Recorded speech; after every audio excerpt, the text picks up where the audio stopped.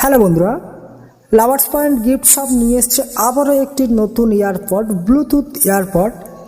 এগুলি 6 মান্থের guarantee, replacement গ্যারান্টির সঙ্গে পাচ্ছেন। এটা 17 কোম্পানির আছে, 6 মান্থের গ্যারান্টি এবং হোম ডেলিভারির সঙ্গে পাচ্ছেন।